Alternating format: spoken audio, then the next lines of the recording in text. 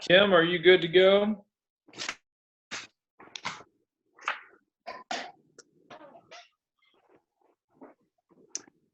Kim Gay, are you good?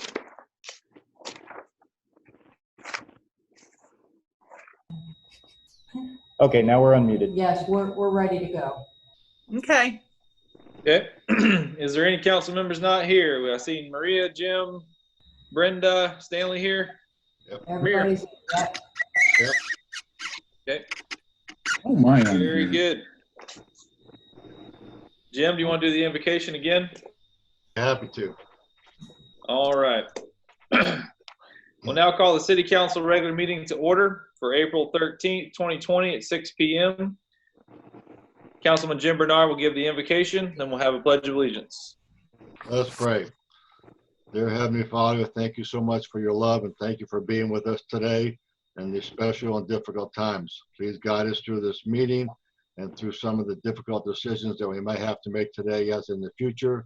Please keep our town, our county, our country, and the rest of the world as safe as possible. Continue to be with us as we keep self-discipline and keep our distance safe until we think it's safe. For this today, tomorrow, and the next day, and we do this in Jesus' name, amen. Amen. I pledge allegiance to the flag of the United States of America, to the republic for which it stands, one nation, under God, indivisible, with liberty and justice for all. You may be seated. Amen. Kim, if you'll please give us a roll call. Councilmember Bernard, Here. Councilmember Gray, Here. Councilmember Sutherland, Here. Deputy Mayor Spurlock, Here. Mayor Anderson. Here. We have a quorum. Thank you. First up, we have Resolution 2020-02 allowing for virtual meetings. Jerry, that's you.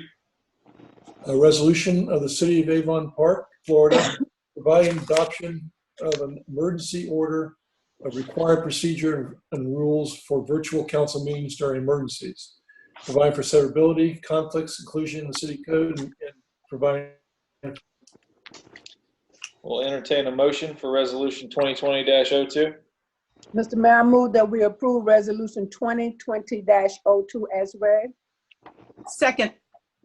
We have a motion and a second. Is there any questions of council or anyone in the audience? No. In the audience, Okay. We'll call the roll. Councilmember Bernard, Yes. Councilmember Gray, Yes. Councilmember Sutherland, Yes. Deputy Mayor Spurlock, Yes. Mayor Anderson. Yes. Motion passed unanimous.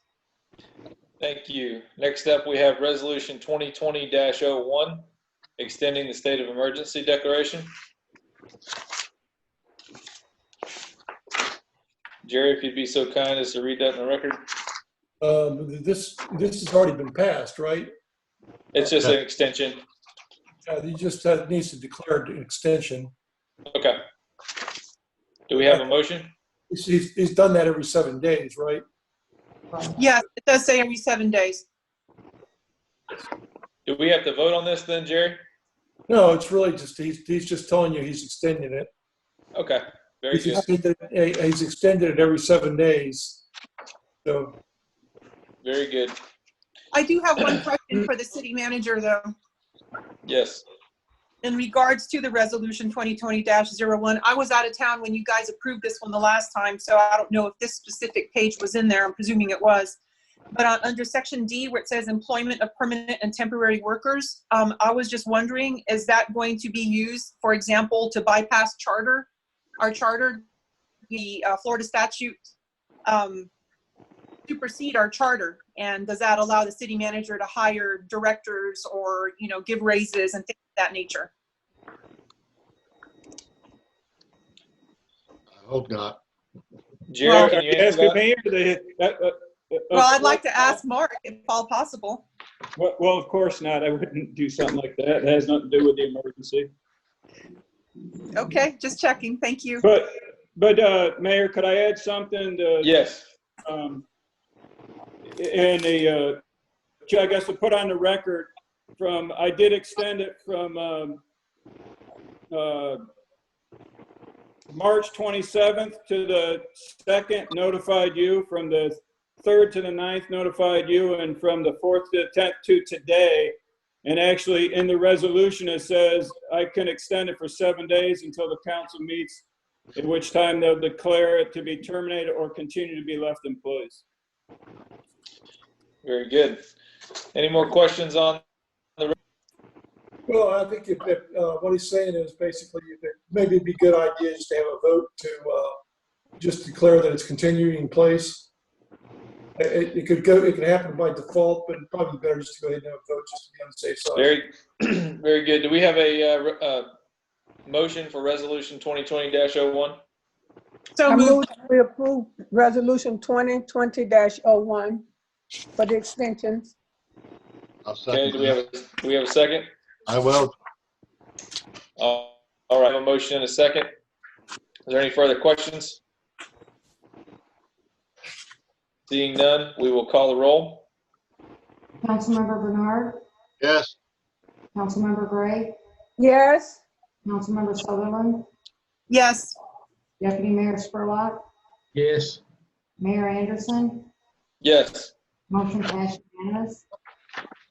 Under consent agenda, we're going to be approving items number 6, 7, and 8, minutes from January 20, February 10th, and February 24th.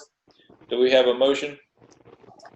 I make a motion, we approve minutes of January 27th, minutes of February 10th, and minutes of February 24th, all of 2020. Second. Who was it that seconded that? Brenda. Okay, we have a motion and a second. Is there any questions on the minutes? Anyone in the audience? No one in the audience. Seeing none, we'll call the roll. Councilmember Bernard, Yes. Councilmember Gray, Yes. Councilmember Sutherland, Yes. Deputy Mayor Spurlock, Yes. Mayor Anderson, Yes. motion passed unanimous. Thank you. Item number 9 and item number 10, we have budget adjustment for allocate project reserve funds for CRA Main Street and same for CRA South Side. Mr. Mayor, just a reminder, when you go for the vote, please go to the, make sure there's nobody got their hand raised on it. Okay. I'm monitoring that from here. I'll monitor it. Very good. Is there any, is there a motion? Do we motion both of them at the same time? That was the idea. All right, well, I'll make a motion that we approve both budget adjustments for the Main Street CRA and the South Side CRA. I'll second that. We have a motion. Is there any questions? Anyone in the audience? Nope. Seeing none, we'll call the roll. Councilmember Bernard, Yes. Councilmember Gray, Yes. Councilmember Sutherland, Yes. Deputy Mayor Spurlock, Yes. Mayor Anderson, Yes. motion passed unanimous. Item number approval of water meter purchase. Do we have any questions on the city for the city manager on this?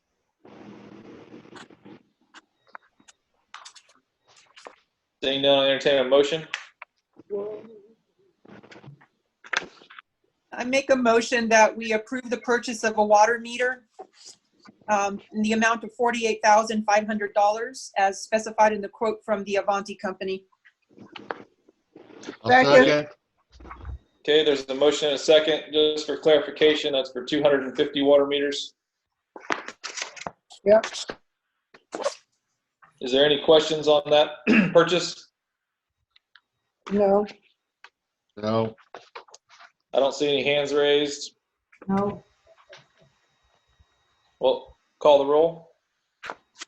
Councilmember Bernard, Yes. Councilmember Gray, Yes. Councilmember Sutherland, Yes. Deputy Mayor Spurlock, Yes. Mayor Anderson, Yes. motion passed unanimous. Item number 12, we have highway lighting maintenance agreement. This is an annual agreement that we do every year. With FDOT, it's just mainly, we looked at it and he said it's, pretty much same as it always is. I'll entertain a motion. I make a motion, we go ahead and approve item number C12, highway lighting maintenance agreement.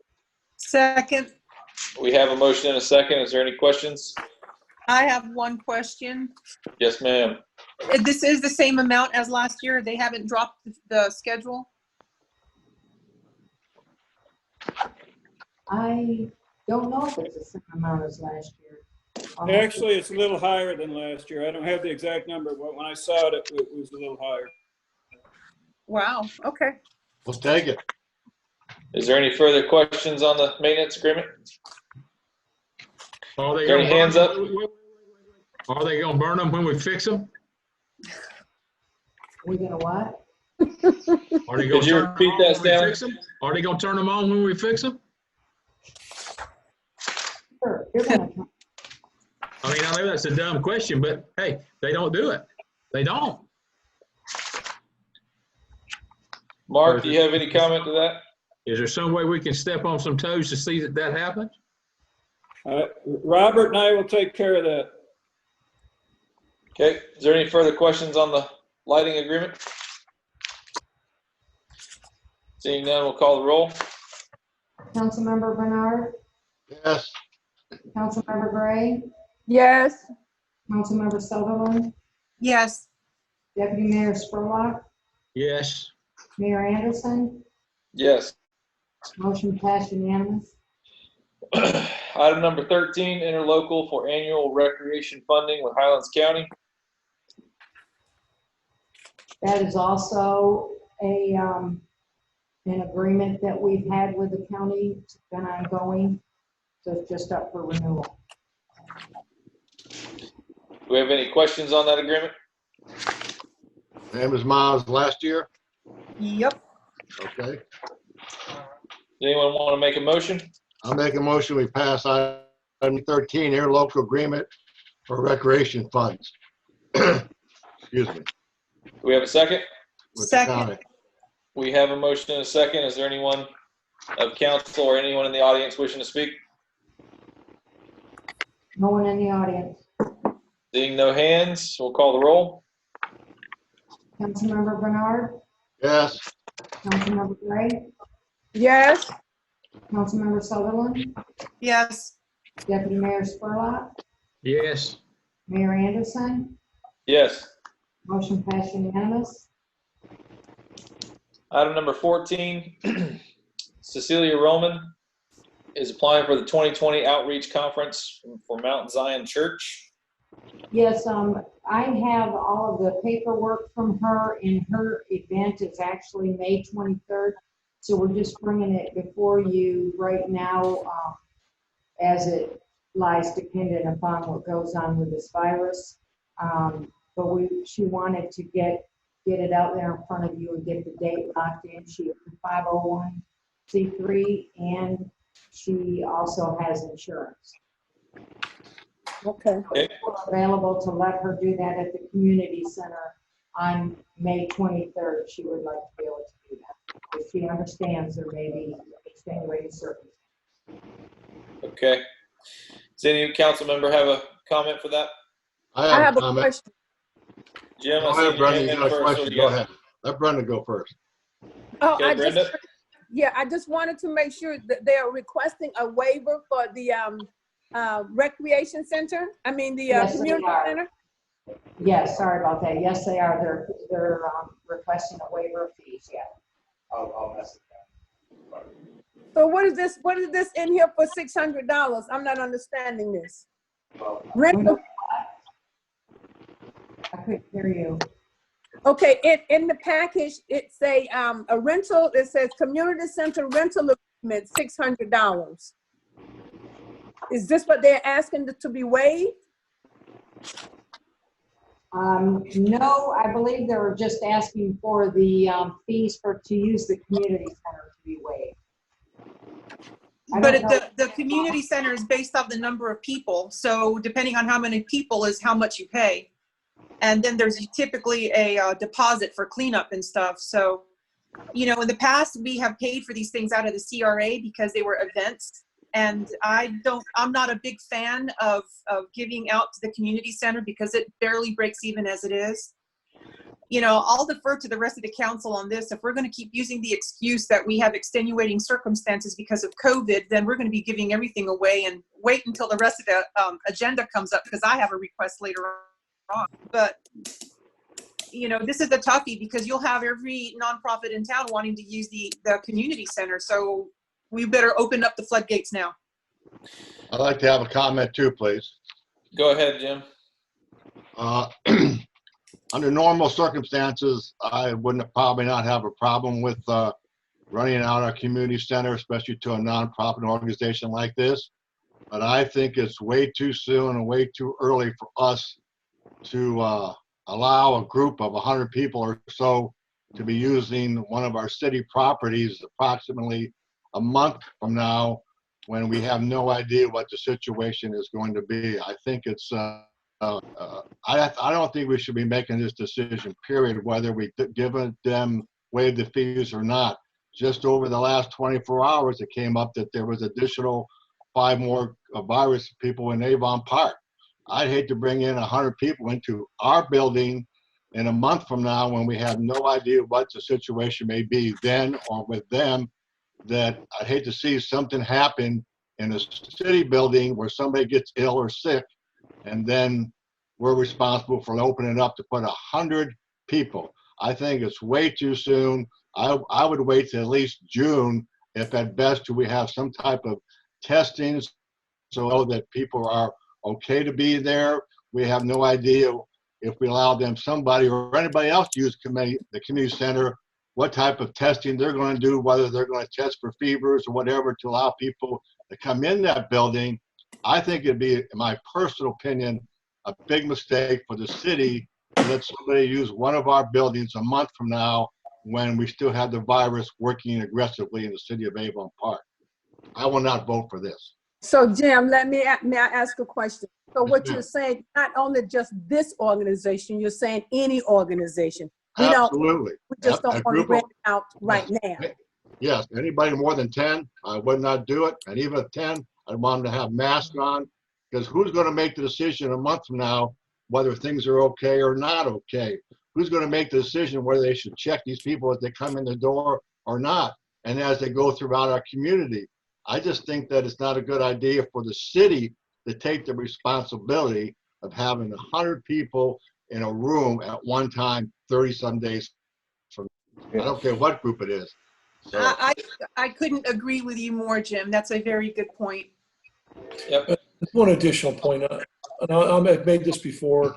I think it's kind of a slippery slope when you guys start waiving fees for that you standardly charge. Then you have to make decisions as to who you're going to waive it for and who you're not going to waive it for. The 501c3 is a pretty broad area. So, I mean, there's a lot of people that are going to be asking for that. And on what basis are you going to deny one and allow another? Okay. I do have one other comment, if I may.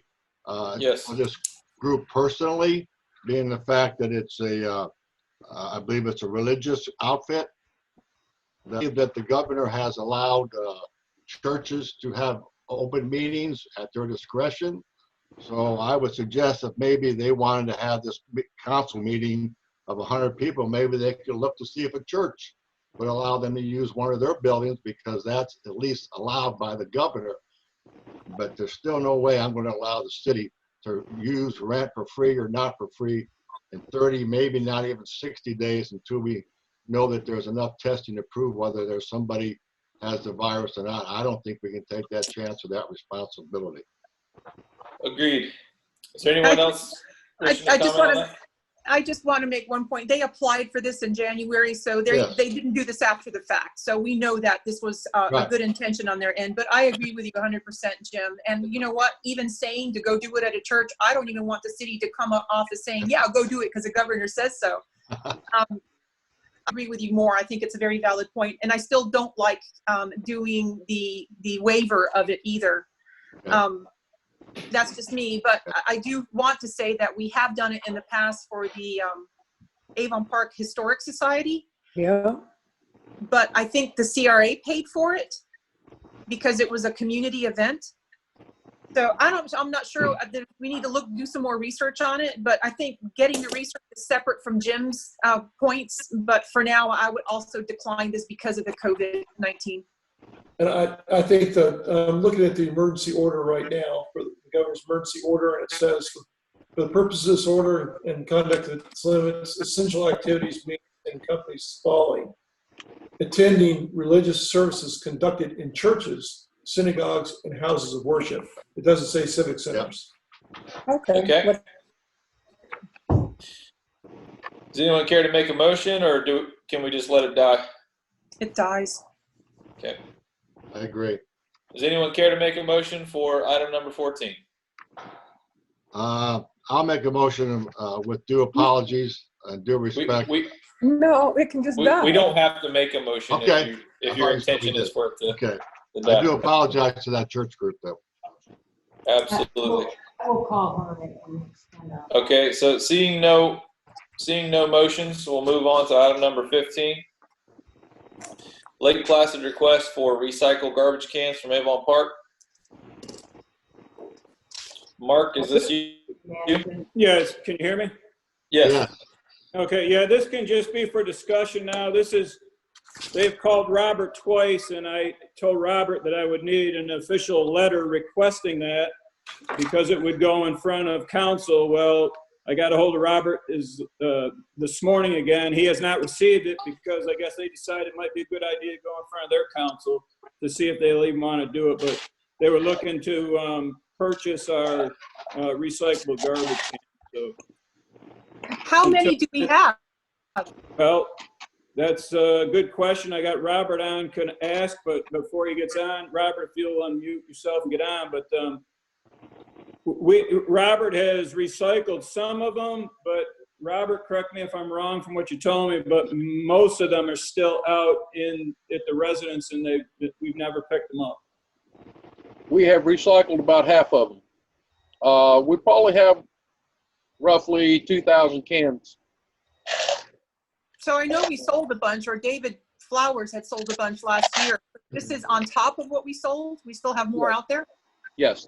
The residents are not putting them out for us to pick up, and we can't go on their property and physically. Well, can we go on the property and ask them if we can pick it up? I mean, it was sent out that we were supposed to do it. Instead of just doing it, can we go ask them about that? Robert, you want to respond? Well, we've sent out flyers on the water bills asking everybody to put their recycle cans out. My suggestion is if we see a house that has a recycle can, we should hang a door tag on them, asking them to put the recycle can out where we can pick it up. That's good. That's good. I like So I have that a question. idea. Are they doing recycling? No, they're gonna. No, they are still using the old style trash cans. They don't have the new type trash cans like we have. They do not have the zippers on the back of their garbage truck. They are physically picking them up by hand and dumping them. So when they found out that we had recycle cans, they're very interested in getting our cans from us so they can give those to their residents and start upgrading to better trucks. They So want that for garbage. how right? did they know that we had 2,000 cans? Did they come out and count them? No, one of the guys from Lake Placid, Danny, met me there at Public Works, and we got to talking, and I told him about all our recycle cans. He was asking me how how our sanitation trucks operated. So I showed him, we had tippers, automatic tippers and all that. And he asked me, so what are you going to do with all these cans? I said, well, we've been recycling them. He said, well, we'd be interested in getting these cans from. We don't have this style. And if we could buy them from you cheap, we'd buy them. Well, what's cheap? I don't know. No price has been discussed. I'm not going to discuss prices with them without asking y'all first. So. Well, can we Okay. find out what it was that they were sold for when the previous city manager was here and kind of use that number? I'll tell you exactly what we got for them. We got 10 cents a pound. which is roughly about $5 a can. Wow. Yeah. But, Well, but Robert, Mark, Go go ahead. ahead. did we sell them or you recycled them? We recycled them to a company in Orlando. I'm the one that found the company. I talked to the company and I gave David Flower the numbers on it, and he said go ahead with it. So we sold. I think we sent about 1,800 cans up there, and we received like $5,000–6,000 from it. And I think we spent nearly $130,000 for all of those when they were purchased brand new. Probably. Recycling is, there's not much money in recycling cans. But Right. if we could sell them in Lake Placid, even if we sold them to them for $10 a can, we'd still come out ahead with more money than what we would get recycling them. you know, may I say something? This is Yes, Brenda. Brenda. I just want to say that I think it's a deal that, because if we can help one of our neighboring cities, let's do it. You know, let's help build them up. That's what we're here for. We're to help each other out. So even though, even if we don't get the $10, if we just get what we would get from the recycling people, let's do that if that's what they want to do. And That's I my- agree. I agree, Brenda. That's why I asked, what do we sell them for, whatever. That I think you said it's a pound, and it sounds like Lake Placid is looking to negotiate to purchase them. So, I mean, they're getting, a can for $5 that cost the city about $25. Yeah. And, they're barely used. They're relatively clean. So if we sell it for the same price we sold it to the recycle company, then so be it. I'm okay with that. Yeah. Okay. They have Well- to pick them up, right? They will pick them up. We're not delivering these Yes, things, they right? will pick them up. But the problem is I have to collect the rest of them that we have out there in the general public. And Right. we have a pile of them already at the post, and they're just sitting there collecting water and being breeding ground for mosquitoes. So I would love to get rid of them. Well, maybe the employee that works or lives here in Avon Park can incrementally take them down there with him, and just kind of build it up that way. I don't know how you're going to, I know several people that have cans, and, they use them for storage for their garbage. Yep. So, I'm okay with that too. But, if you can collect, then more power to you. Robert, Right. I have Yes. to ask you a question. What do you need in order to put something on the individual's can saying, hey, look, we just collect these garbage cans, put them out. You say tag them? You don't need No, nothing but us, right? No, all I need is a door tag where we can hang on every doorknob that if we see a can in somebody's yard, we can walk up there and hang a door tag on their door, letting them know to please put the cans out that we need to collect. Yeah, just go ahead. You don't need us to tell you to do that's what I'm saying, right? Oh, okay. Okay, but I have a question regarding door tags, and I'm getting nitpicky here. Are we going to pay for these things to get printed and cut, and so that we can hang them with our time and all that? I mean, it seems like we'll be spending more money collecting these things than we would make even if we gave them away or sold them for $5 a can. I don't want to spend twice the amount of the value of the can with our effort trying to collect them and get hangers and walking and all that stuff. So Exactly. It's a very good point. Well, why can't we print our own tags? And then I'll just guys, and if they're riding down the road and they see a can, they can just put a note on them people's door. Yeah. We can put it Yeah, up if it's a convenience thing, that's fine. I just wouldn't, like Maria was saying, I wouldn't go through and spend a bunch of money in labor just for the hopes of generating some more cans that we can maybe sell. At this point in time, like you said, they still have to go. For other things? Excuse me, they still have to go to their city council and find out if they even want them. We don't even know if they actually want them as a town yet. Don't we? Stanley, go ahead. Stanley, do you have anything? he's frozen. It's frozen, yeah. Well, Brenda, go ahead. I see Just your button. write it on there. Just write it on some of our hangers that we already have for violations of too big of a garbage pile. We don't need to spend any extra money on hangers. Well, if Brenda, I may, the utility bill has that little slot in there where you can go ahead and write something in. That could be something that doesn't cost anything. Nobody reads that. Right. Well, I read it. Everybody reads that. Already. But I don't know. If they get a little hanger, I'm fine with that. Maybe they can stick it to the existing can when people pick up their garbage. We used to have stickers that you just lay on top of the garbage can back in. I'm just trying to do it on the most inexpensive manner possible. And, if like Placid really wants them, they can go door to door and put them on people's doors, right? Yes. So I would suggest that the city manager has heard our conversation and that he understands the sentiment of us not having to spend another dime giving these things away, basically. So if Mark can do that, go for it. Agreed. Anything else on the Lake Placid request? If you know what, I'd rather have a trade out. Have them give us about 1,000 Caladium bulbs. How about that? Okay. All right, moving on to item number 16, discussion of fire fee schedule. Do we still have the chief with us? Yep, I'm here. Okay. So this is just to start the talk of if we want to have a fire fee schedule. We have a resolution that has a whole schedule set up, but we are currently not collecting it or enforcing it.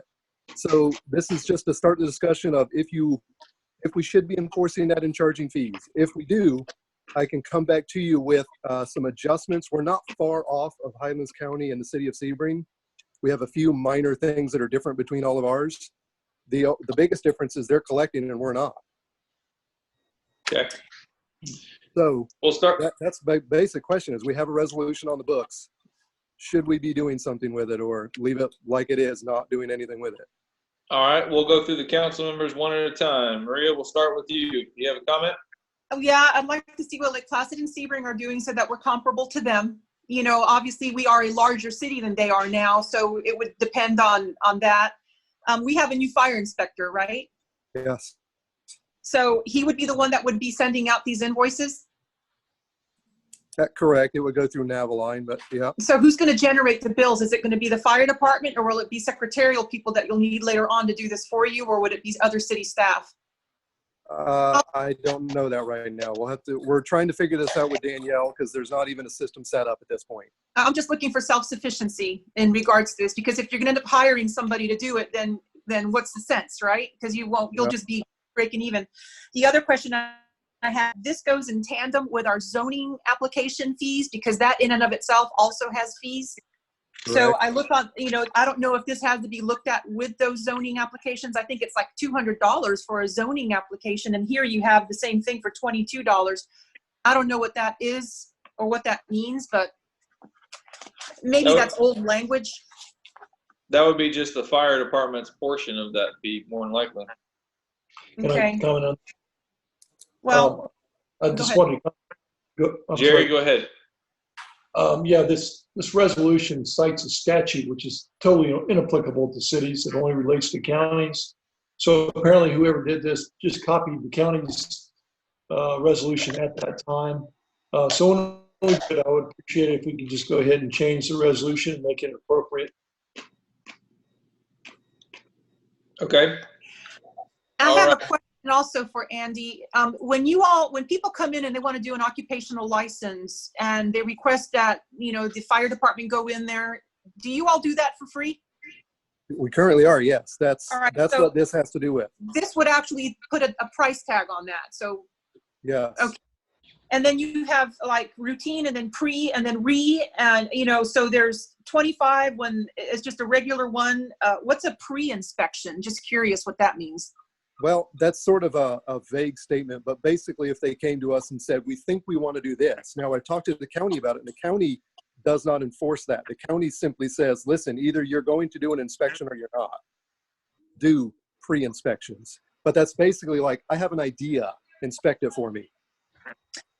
And then the re-inspection, it could be numerous times that they do a re-inspection. So would that be based off of the fire department's assessment or the... What that would be is if we go in and we say, whatever, your exit light is out and your smoke detectors are bad and your fire extinguisher needs to be tagged. And then we say, we'll come back in 2 weeks to look at all this stuff to inspect it. That first revisit is free. But then when we show back up at us and say, oh, I never got to those fire extinguishers. Then we say, okay, now we have to come back for a re-inspection. And that's when we charge them the other fee. Okay, now here's my bigger question. Okay. Let's say that you have a residential unit on an existing residential property and they have a separate dwelling. Are you guys going to be able to see whether or not that's legal or not for our code enforcement LDRs? Or will you go and inspect it? How does that work? We do not inspect anything single or 2 units. We only inspect 3 units. So we don't inspect duplexes. We don't inspect a home office. No, what I'm saying commercial.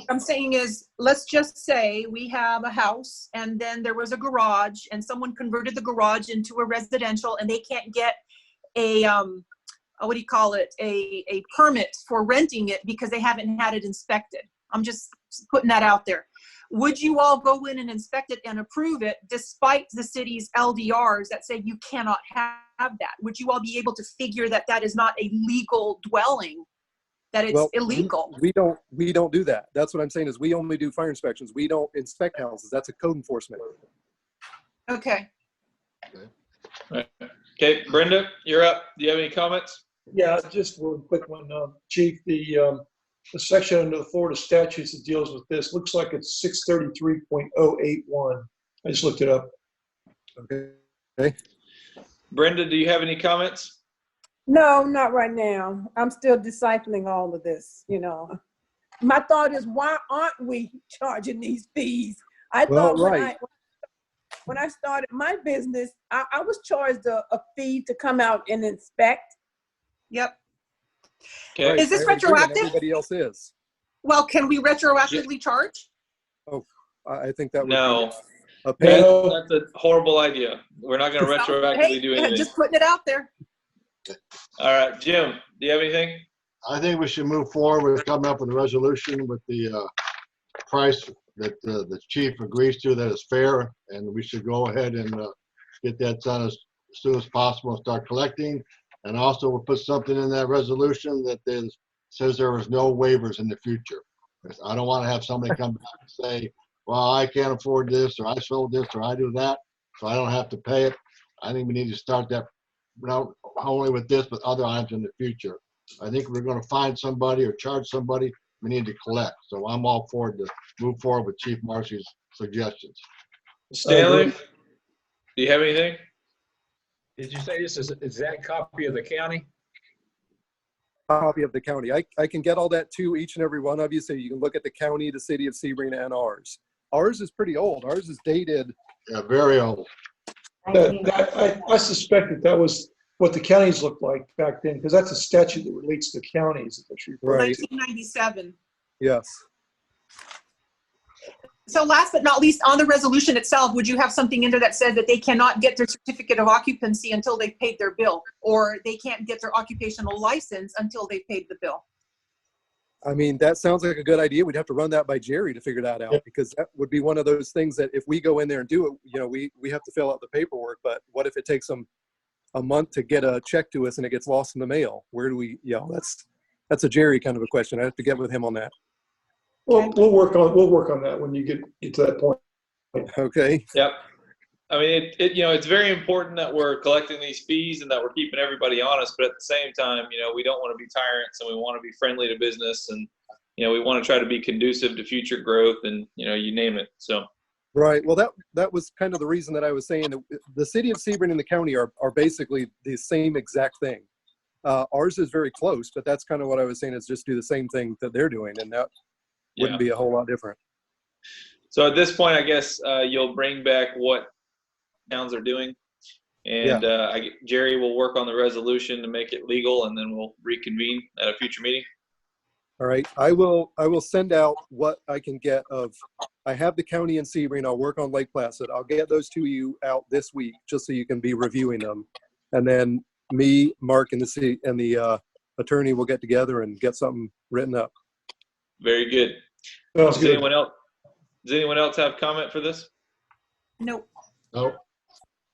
All right, very good. Moving on to item number 17, renovation versus demolition of old fire station.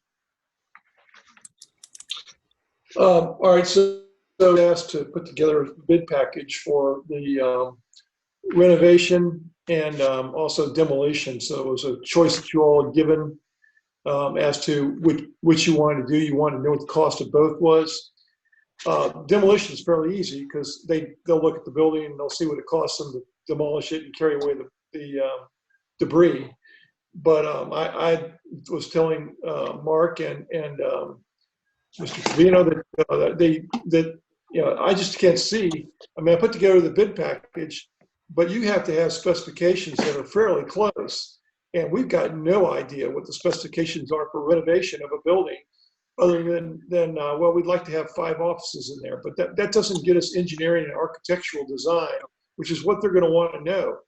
Yeah, you could probably get bids on it like this, but they're not going to be really valid at all. They're just going to simply guess as what it's going to cost to get that done by themselves, and assuming that that's their responsibility to come up with that. Or we could make it their responsibility, but it's going to all be rolled into the package. So at the last meeting, this was discussed. I believe we left it with, they had a contractor they were working with, Mr. Hayes from Orangewood, and I thought that they were actually going to get us all those specifications for the building that they were wanting to build. Well, look at the minutes. It doesn't specify what we said because there's a whole chunk of that conversation that's not in the minutes. What we decided was, as a group, that we were going to take the insurance money of about $98,000. We were going to pave the parking lot across the street with that money, and whatever was left over, it was going to be up to the church service center to build what they needed, and we were not going to get involved. The premise was, rather than us doing bids for contractors, demolition, let them handle all of that. They could probably do it cheaper because they're probably going to get a lot of donations and stuff for that. But that's where I thought we were going with it. So, I thought, and I have not spoken to Mr. Hayes or Mr. Finnerman, Tom from the church service center. But again, that was, I believe it was the February 10 meeting when we discussed that. No, it was the February 24th meeting.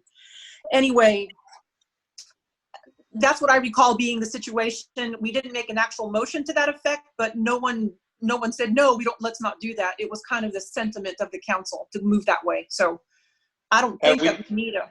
Have we gotten any bids back on the construction of the parking lot across the street? No, I was never given the go ahead to do that. Okay. Well, I mean, I think as a council, does anyone object to going ahead and doing that? No. Oh, No. So you definitely have permission to go ahead and do that.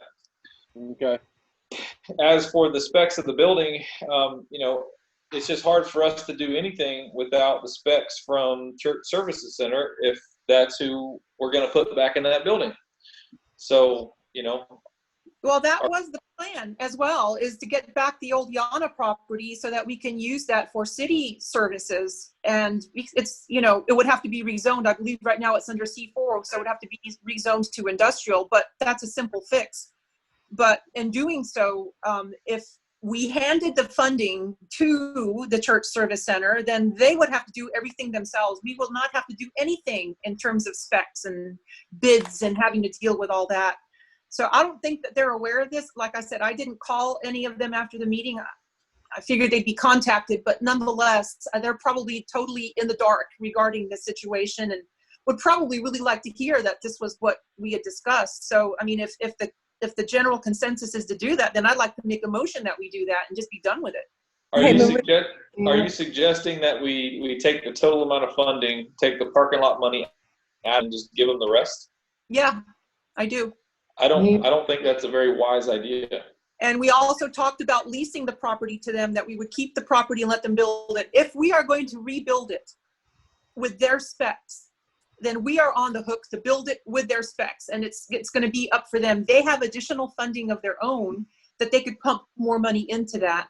But the goal was, the reason why we have a 1-year lease at the Yana property with a 30-day out notification was because they were never intended to be at the Yana property permanently. Right. So remember, they were going to build a shed, and now they're going to move a shed, and they know that we would prefer them to be at the police building. But, if we were going to use that money to build something for them, let them build it with their specs, with their money, let them do it. You know, I'm Well, sure that Jerry can draft something that would reflect that, you know, if they don't use it for what it's intended, that it reverts back to the city, but Right. they would actually be getting it with leasing the land. We're not giving them the property. We're just giving them the money to build it. That's Mayor? exactly what, thank you. Mayor, Mark and Stanley both had their hands up. Okay. Mark, or Stanley, go ahead. I was in agreement with Maria. I thought that was the way we were going. We were going to do the parking lot and then give them the money, but we had strings attached to it. You know, let them tear it down, and because it's all they had $40,000 to do this building that they wanted to do at the Yana property. So with putting together what we give them and that $40,000, they ought to be able to come up with a pretty good building and demolition of the old building, and let's just get out of it.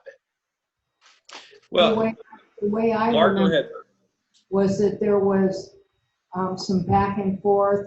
I was going to give the property to them, then wasn't going to give the property to them, and then was going to let them have the property for a certain amount of time, and they could demo the building. Then they said they weren't going to demo the building, so that's why there's nothing in the minutes about it, because I didn't hear anything that was definite and determined.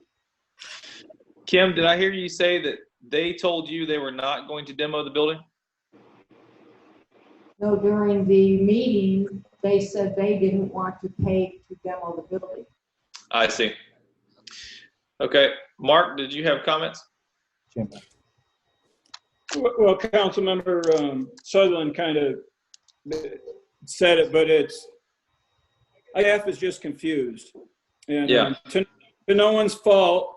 You know, this was my first meeting. I listened to some. It's like, let's get a bid to tear it down. Let's get a bid to, you know, rehab it. And then Rick Hayes looked at it, and it says in the minutes that he says it should be torn down. It can't be fixed. So for staff, we just need to know clear what you want done, and we'll get it done.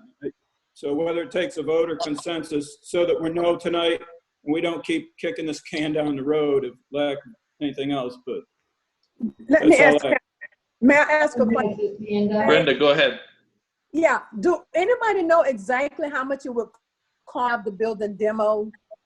No. Not at this point. Not at this point. I have a comment. Brenda, are you finished with your questions? I was going to also add into that. Let's find out how much it costs to demo the building, because it was my understanding that's what we were going to do. Demolish the building, have the parking lot built, and then across the street from them, and whatever's left over, you know, give it to the church services so they can put with whatever funds they had to build a building to their specification. Okay. Jim, did you have something? I still remember something similar, but not exactly. I don't believe that they're interested in the building itself in any way, shape, or form. I think that's probably our responsibility to go ahead and demolish it for safety reasons. But I also thought, I remember that they had plans and had a contract to build a steel building where our city building is now. And then we told them we weren't going to go give them an extended 5-year contract for the ex-Yana property. And then they would look at building that steel building where the old fire station is, and that they had a bid and a contract for that. I don't think there's any way, shape, or form they want that old fire building. I think for the sake and safety of the city, we should just demolish it. And then if they want to talk to us, they need to get back to us if they want to build something else there in the future. And that way we leave them out of it for now completely. Well, I would tend to agree that we need to go ahead and get the parking lot rolling, and we need to go ahead and get the demolition of the building rolling.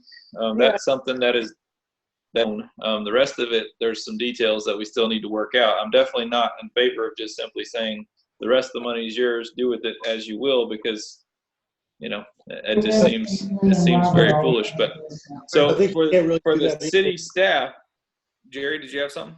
I'm sorry. I didn't know I was interrupting you there. I thought you were done. But I was just going to say this. State Auditor General says that if you give money to a nonprofit 501c3, you need to have some control over it and make sure it's used for the purposes they're intended. Okay. True. So as far as staff is concerned, is there any council members that are opposed to getting the parking lot done and having the building bid for demolition? Is there anyone opposed to that? Stanley's got his hand raised, but I agree with that. I got a problem. I don't have a problem with a parking lot, but why are we going to demo the building? I mean, that was not what we agreed on. We agreed on letting them demo the building after we paved the parking lot. And like Jerry said, there was strings attached money, but they were going to do that, not us. They don't want to do nothing, but that's what they were supposed to do.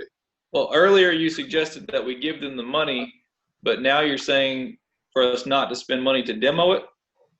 That's right. They were supposed to do that. That was part of the agreement that we were going to do. I'm not saying that money could not be used to demo the parking lot. I mean, the building, but that was supposed to be done that way. Okay, well, Staff was Brenda, given go ahead. Staff was given direction to get a bid for demo, get a bid for rehab, and get a bid for tearing it down and rebuilding. My thought is that when I said demo the building, I meant demo the building out of the insurance money. So Right. It's not that we're doing it. I mean, it's coming out of our pocket. It is, but it isn't. It's still coming out of the same fund, whether it's in their hands or our hands, regardless. Exactly. So I'm agree. all for demoing the building and getting the parking lot done, and then we'll decide what we're going to do with it later on. That's what we should be doing. Okay. Is there any other comments as to relating to that? I had my hand up. I do have one comment. Go ahead. Mr. Hayes was going to be building this new site because they talked about him building the original shed at the Yana property, which we said not to because they were going to move back to the old police building. And that was kind of where we were going. They need to be contacted, obviously, to see whether or not they're going to take that property because they cannot stay in the Yana building permanently. Right. So Mr. Hayes had said that he could do it cheaper because he's donating his time. He's got all the equipment. So we can go out and get a bid and we'll end up spending a lot more money doing the demo than they would. What I'd like to do is see if they would demo it, if they ending it, because they'll do it a lot cheaper, then they're going to have a lot more money to build what they want to build. I just don't want to get in the middle of the building of it because then we're never going to be able to satisfy their change orders and stuff, and they would be right there on top of us. And who's going to pay for the specs and who's going to pay for the plans? Let them pay for all of that. We're in the absolute power position here. We don't have to answer to anyone. Okay, so the bottom line is this: do we want them to be in Avon Park? If the answer is yes, yes. Do we want them in the Yana building? do. Okay, do we want them in the Yana building or the old police building? Not the Yana building. Not the Yana Pardon building. me? Not the Yana building. No, I think correct. everyone agrees with that. Yes. Right. So what if we ask them? No one's talked to them. Well, I mean, it sounds like they haven't been spoken to. You know, we had that meeting, and I think that they were already the meeting where we had about giving the property to them was not the meeting when they were there the night that we discussed the contract of the Yana building with them. Those were two separate meetings. So someone needs to call them and tell them, hey, this is what the council said. We're going to pave our parking lot, let you build this building. I have no problem giving them the funding if they can do it cheaper than the city. You know, right. without But we have to establish, is it going to be cheaper than the city? Well, let them give us an estimate on what they would pay to demo it. Exactly. That's the point. That's the point I'm trying to make. We need those specs from them because we can't just shoot into the dark here. No, but you're saying the specs. You want to go out to bid and put out a bid prospect of people coming in and giving us estimates to tear it down. That's going to be a lot more expensive than the church service center doing it on their own. But they haven't done anything. So that's just our way of basically prodding it to keep it going. Right. So someone has to contact them and ask them, hey, are you guys, this is what the council wants. Can you give us an estimate what it would be to tear it down if we gave you the money to do it? End of story. Then let them tear it down and let them have the rest of the funding to go ahead and build what they want. But how would we know if we're actually getting a good deal if we have nothing to compare it to? Well, we can still go out to bid. What I'm getting at is if Mr. Hayes does it through the city's bid, he's going to charge more than if he did it to the church service center separately. So there's got to Right. be a give and take there. So, you know, if we go out to bid, which obviously we haven't since however long it's been, Right. you know, good luck with that. But we're going to end up spending, I hope we don't end up spending more by doing it ourselves. I was just trying to save more money so that they would have more to build what they need. So, Let me ask you this, why would they demolish the building if we don't give them the property?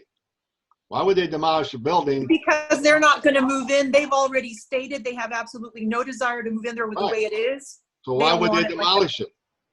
There's Because space it's in- behind there to build what they need. Because it's in such poor shape. They don't want it the way it is. I just don't think they'll pay to demolish it. Okay. So if I'm getting this straight, I think, and you can just tell me what you think if you don't like it. So we need to go ahead and get bids to make the parking lot across the street. We need to go ahead and get bids for what it would cost to demolish the property. And in the meantime, we need to talk to the organization and Rick Hayes to see what their actual intentions are and what they want to do with that property. That's I fine. agree. Exactly. I agree. I agree. Okay. So city staff, do you have your direction? Yeah, we do. Okay, very good. But also, Mayor, and make sure Yes. that they are aware that we're not giving them the property. We would be leasing it to them. For how Correct. long? Yeah. I agree. How Very long? good. 30 years, whatever it takes. I think that Jerry could put something together regarding that. I just don't want them to up and leave and then sell it. And the next thing you know, they're gone and Right. we have something else there. You know, it would have to be Exactly. with them, with a reverter clause or something. Okay. Jerry, do you have anything to add to that, or are you good? Nope, I think I'm good. Okay. All right, moving on to item number 18, approval of salary range for Public Works Director. Mark, it's got your name on it. Yep. As you know, we obviously need to advertise for one, and there can be some disagreements on what we're looking for because I've kind of heard it from different people. But I had hoped the current one that we were working off 2006 was in your packet, but it didn't get in there. So I'm just going to read off what the education and experience was back in 2006, which is the most recent one we could find, because that's what we had amended. It says, position requires a bachelor's degree from an accredited college, university in civil, sanitary, environmental, or mechanical engineering, or public works administration. Requires licensed professional engineer in Florida, supplemented by 6 years of progressively responsible experience and or training and administrative support, work demonstrating excellent written communication and organizational skills in the public works.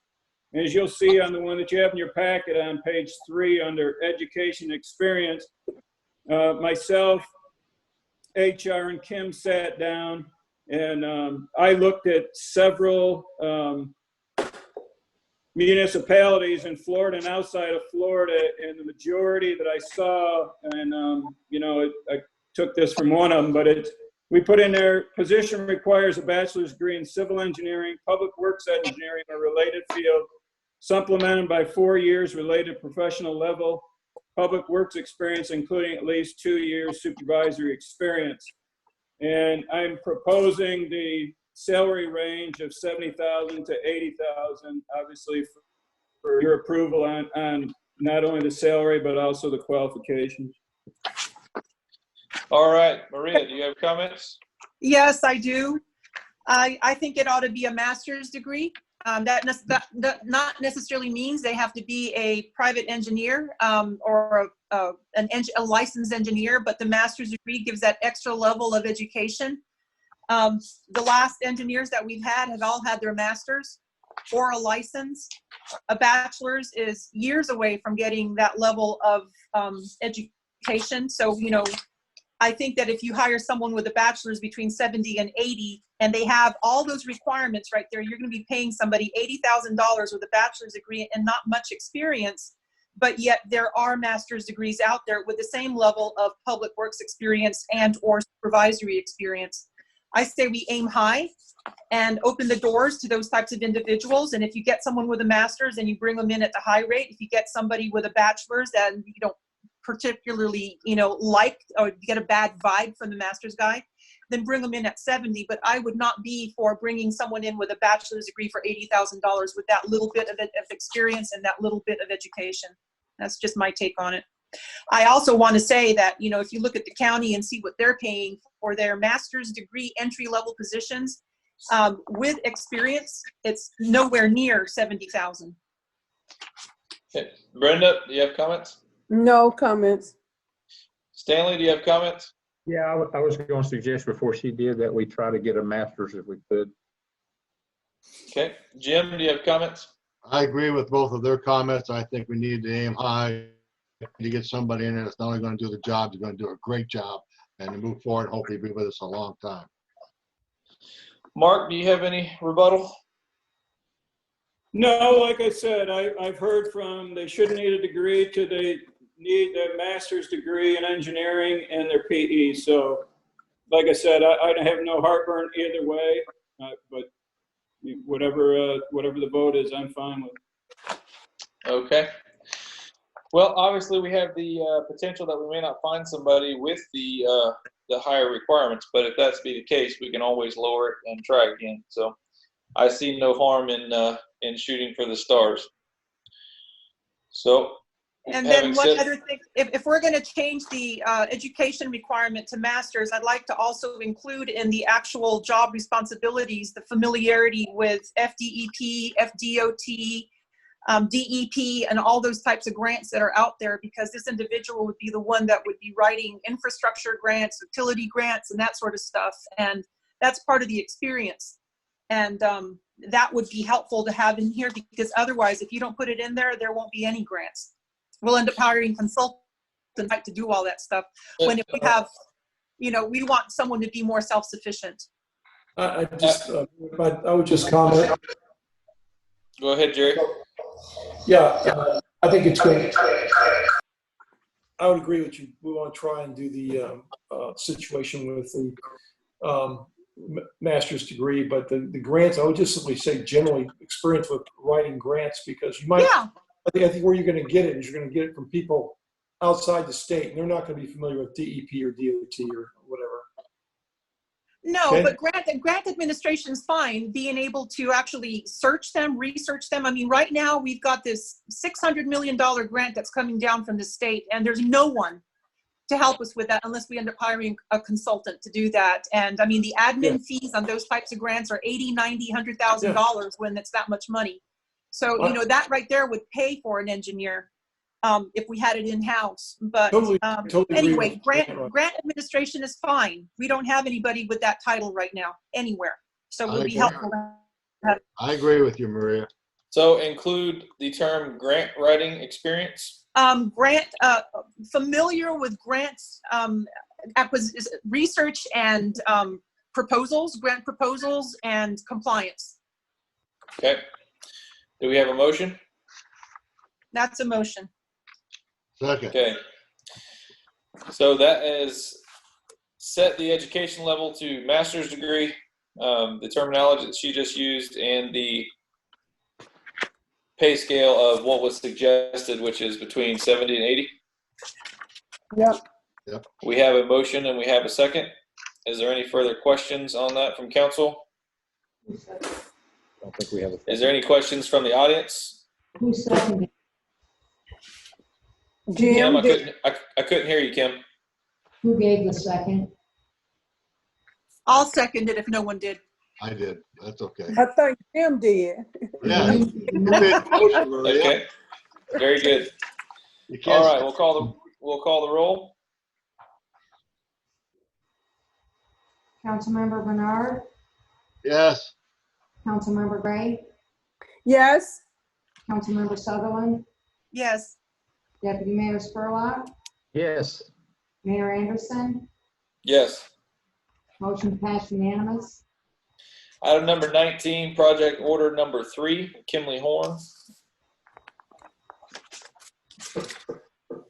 This is a change order. Documentations are provided. Is there any staff member that cares to elaborate on this? Yes, Rick Reed is here. Okay.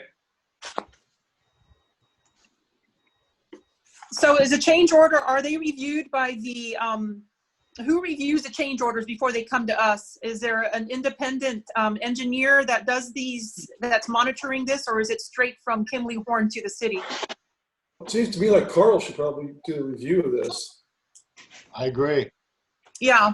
So is he the engineer? Is he the, what's it called? The Interim. construction engineer, inspector? He's been helping Public Works figure everything out. So, So has he reviewed this? Kim, did Carl review this one? I know he did some. No. Oh, Then it need to go to him.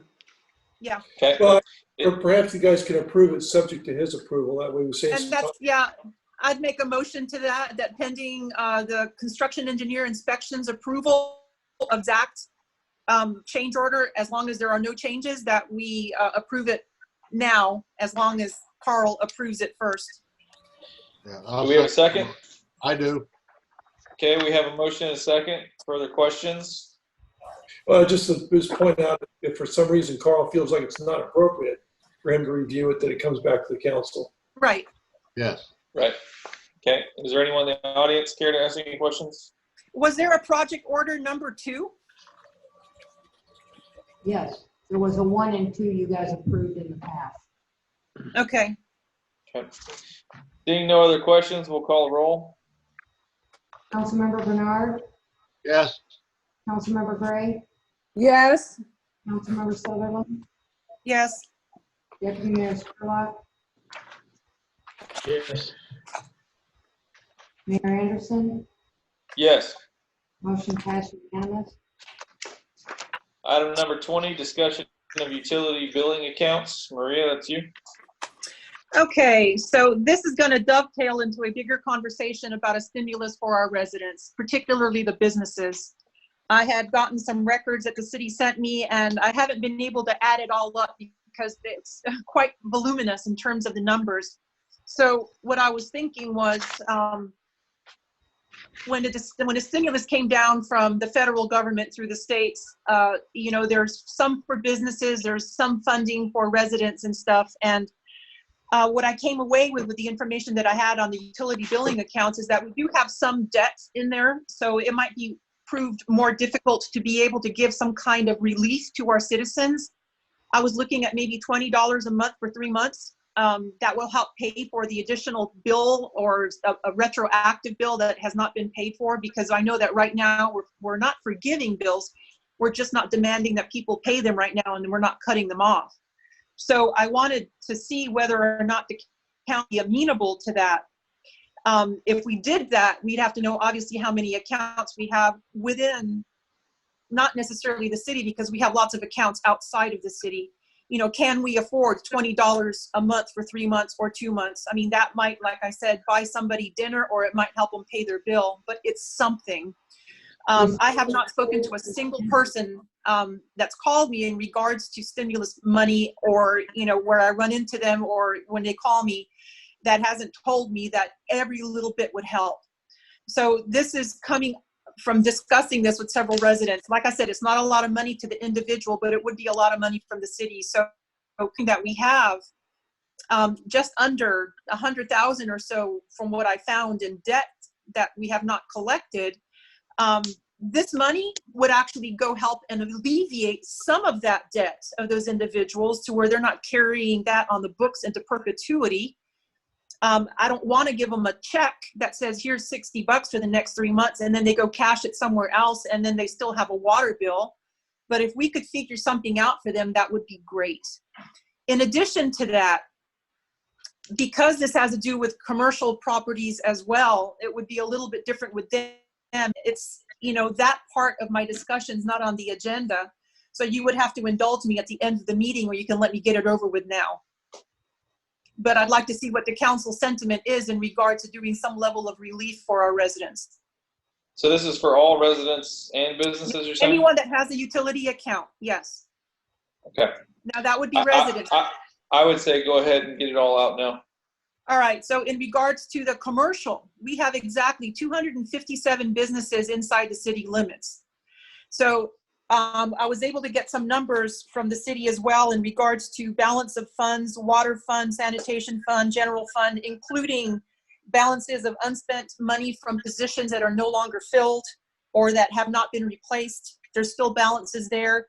The water costs, solid waste, between the two CRAs, we have nearly $682,000 in contingency and everything else combined. I'm not saying spend every single bit of that. What I'd like to see is if we carve out South Side and Main Street businesses along with the rest of the businesses in the city, we could afford to pay out between $500 and $1,000 per businesses to help them cover their costs until they can get their feet back on the ground. Obviously, with 257 businesses, that's $257,000. If we only did $500, obviously would be half of that. It's affordable if we go ahead and we carve funding out of the CRAs, and that way we don't hit the city up. We don't even have to touch the contingency fund. But considering that we haven't filled some of these positions, there's money there right now that is going to end up being, it won't even be part of the reserve. It will be as though it never existed at the end of the year. So I'd like for staff to look at how we do this. You can go into the property appraiser's website and you can carve out the CRAs and exclude them from the rest of the city.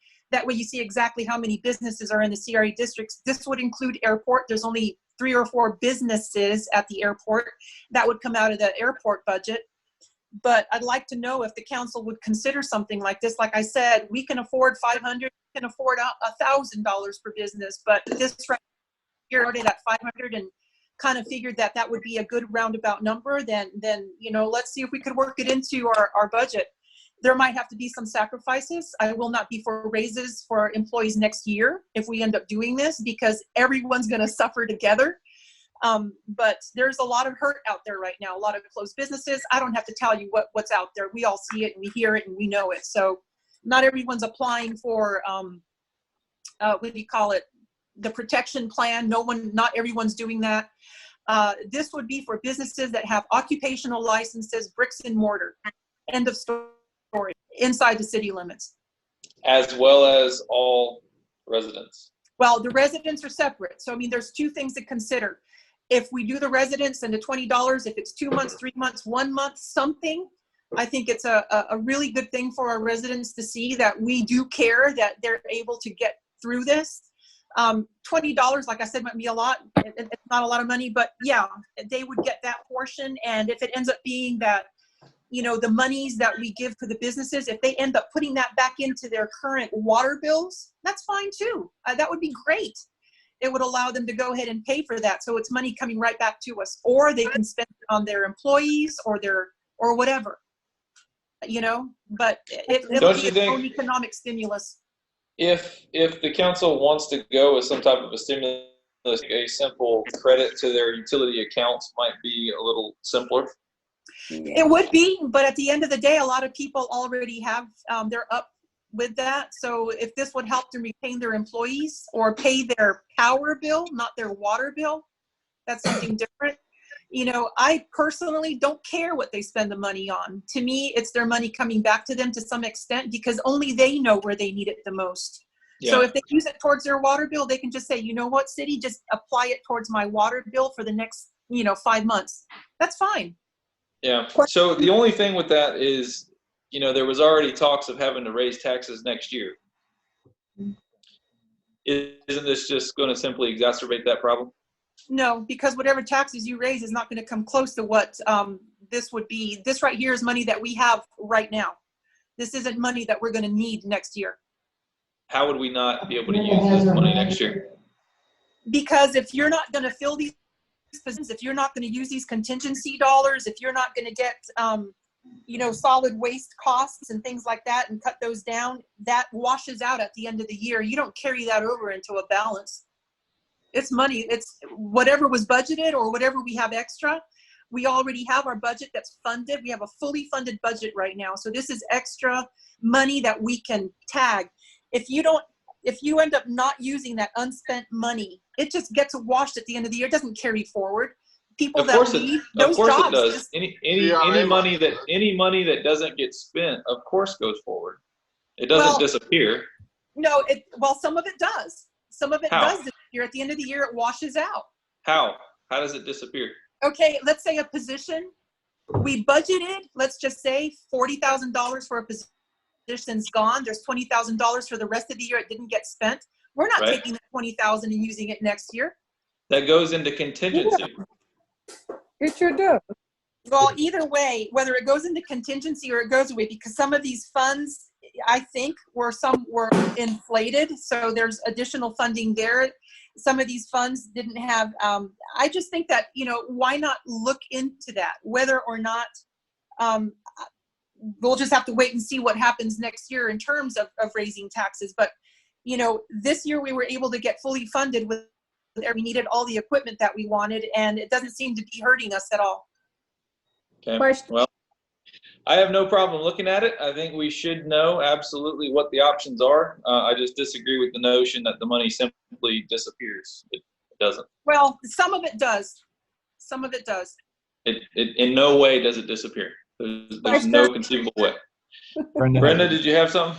Yes, I like her idea, but however, I do have a problem with just giving them the money, because I kind of like the idea of giving a credit on their water bill. I agree. Versus just, because if they're going to spend it anyway, we know they're going to have a water bill. So why not, we just give a credit versus. I agree with Brenda. I think that the $20 that Maria brought up for the residents is approximately a third of your water bill every month for water and sewer. So some kind of percentage for business or whatever on their water bill. That way it's a level field to everybody gets whatever the same equal amount, whether it's a small business or a medium-sized business. I'd rather do it that way too. I agree with Brenda, instead of just giving somebody a money check and say, here, use what as you need. I think the city needs to do a better job of basically giving that money away in a more reasonable manner. And I think that's more reasonable to give them a deduction instead of giving them a cash check or something like that. And adding to that, Garrett, my thought on that, okay, if my water bill is $100 a month and I can pay $80 a month, I still got that $20. I can do whatever I want to with it. Right. Yeah, that's what I'm saying. So yeah. I prefer, if we're going to discuss this, let's do it that way. Wait, repeat that part where you see and then 100. I mean, I'm with you. Yeah. And look, 1,500 or whatever amount it ends up being, I would obviously want them to fulfill their obligation with the city if they owe the city any money with their water bill. Yes, absolutely. Exactly. And, if they want to carry that forward, that's perfectly fine. In the end, like I said, I prefer that they spend it however they see fit. But if you guys want it to go towards specifically utilities, that's fine as well. But we'll definitely have to go look at the current arrears that are pending, right? Yes. When you look at that, we also need to see exactly what do the businesses pay for the water bills and what is the price range. Like I said, I believe the residence starts around just under $60 for the minimum bill. It's like 55, 56. If you use a lot of water, it's probably 65 or 70. So I think, $20 is a good percentage discount for, say, 3 months. But I have no idea what a business uses for water and sewer. Some could be 100, some could be 1,000. So they're all over the place. Yeah, an average business cost is between $100 and $500 per month. okay, right. So and if they water their yard with city water, it could be about 400 for a tiny little parcel. Yeah, so exactly. That would be up to those individuals. What they use the water for. But if we do a percentage base, then it ends up being where they're going to start using more water and then getting more of a discount. I'd rather have something across the board, regardless of size. Yeah, I don't think they're going to spend more money to save more money. Well, there are people that do that. You never know. But just a one size, I think a one size fits all does work in this case. Yeah, Stanley, did you have anything? I agree. I think, $20 for a residential and have to work out the businesses. I mean, like you say, that's gonna be a hard one to do there. Well, I agree with that. obviously, there's a lot of facts that we have to look at, but as far as doing a percentage, would the council agree to a certain percentage of 30% discount per month for X amount of months? For residents and business? Right. I think it's just easier and simple just to give a dollar amount, you know, because everyone's water bill fluctuates every month. Okay. And, you know, So as far as what the staff, go ahead, Jim. I didn't hear you. Go ahead. 20 for residents, 100 for business? I don't know. I see. 200 for business? So for staff, in order to get us some numbers, I guess what we're looking for is an average amongst businesses and an average amongst residences. Is that what we're looking for? Yeah, I like that. And then from that, we can determine, we also would need, what Maria, you were mentioning a lot of funds that were possibly available. Would it be possible for you to give a list of all those funds to city staff so they could accumulate all that? And yeah, give they it back gave to me us? that info. All that info was provided to me today and a week and a half ago. So it's all those numbers. They've got that. What Okay. Kim sent me today had the, you know, unspent funds from existing positions that have not been filled yet, you know, things like that. And of course the CRA. So, you So know, obviously with this, you know, time is of the essence here. So would we want to wait 2 weeks, or would we want to have a special meeting just for this? I think we can wait. I think staff needs time. They have a new accountant and he's going to have to get, you know, very well versed with the CRA funding, aside from the fact that they're going to have to carve out the CRA from the rest of the city. I don't want to use up all the CRA money, obviously, because we have some pending projects out there. But between, let's say Main Street has 283,000 and Southside has 87,000. We just did those budget adjustments tonight. And then with the loan payback, there's additional funding there for the CRA. So, you know, do we take some of the funding out of the CRA for the residential, or is that going to be out of the city? So those are conundrums right now that the city staff will have to come down and figure out which is the most feasible. So the big question, staff, do you understand what we're asking? Yeah. You didn't sound so happy about it. Oh. Yes, we do. Okay, Okay. thank you, Mark. Yeah, And I just had one comment. They can call the county staff and they can carve out everyone that's in the CRA, and they can carve out all the businesses as well between the 3 separate CRAs. So that way it'll save the city from having to do it, unless they know how to do that off the property appraiser's website. There's a way to do that, but the county can pull that, the tax office can do that, or the property appraiser rather can do that. Would you be so kind as to call City Hall and make sure Sure. they understand how to do that? Sure. Very good. Anything else on the utility billing accounts? I just have one final comment. I agree with everything we said, but I also think that we need to look at really helping out our small businesses. And so I would like to make sure whenever we come up with it's a good little chunk of money to help them out. Right. Not a flat rate, some kind of an idea. But we need to give more than $100, I think. And I agree with you there. So when they do their assessment of what it would be on a percentage basis, why not just do one that's a global across the board number? Because at the end of the day, you know, big business, small business, they all have the same expenses. So if it ends up being a lump sum for everyone, because how are you going to carve out who gets what? Okay, Right. let's see what the numbers are. Yeah. Okay. Kim, did I hear you making a comment earlier? Yeah, I just have a question. Go ahead. When we're figuring this out with the CRAs, is there a reason why we need to use the CRA money? It's going to help offset the city funds. Because I know, you know, that they have struggled. I know last year they struggled some to have enough money to do what was coming before them. So that's why I'm asking. What do they need? Well, I'm just looking at the fact that they're going to be doing the facade grants and anything else that, you know, would come up. I don't know. I think their budget, yeah, I think they had set aside $40,000 or something in the budget, but at the end of the day, hey, we have a special extenuating circumstance, and, you know, it's going to be another 6 months before our next fiscal year. They're getting the same amount of money again, or at least a big chunk. So again, it comes down to figuring out exactly how much are in each one of their funds, right? Okay. But I was curious. Okay. Okay. Anything else on the utility billing accounts? Nope. Anything in the audience? Seeing none, moving on to item number 21, discussion of airport budget. Maria, that's you. Yeah, this, when we had our last meeting, we had decided, it wasn't the last one, it was one before that. We talked about carving out both Main Street and South Side and leaving the airport separate until we could figure out exactly how much money it actually had. And I right here, they put in the airport revenue, and there's also a management position over there that was in the budget for this year, and I was trying to figure out where that money was actually coming from, because typically the revenues are much less than the expenses. So honestly, I haven't been able to really go through this budget. I need to look at I have more questions that will not be answered tonight.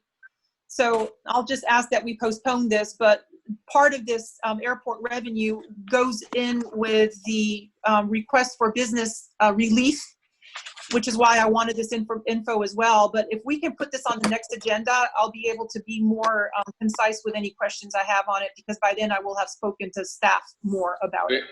Very good. Item number 22, first reading ordinance 4-2020, stormwater drainage. Okay, so we were way late in getting this stormwater drainage ordinance in place. I gave you all history-related matters in your summary in the front. We really need to have this to avoid getting in trouble with DEP.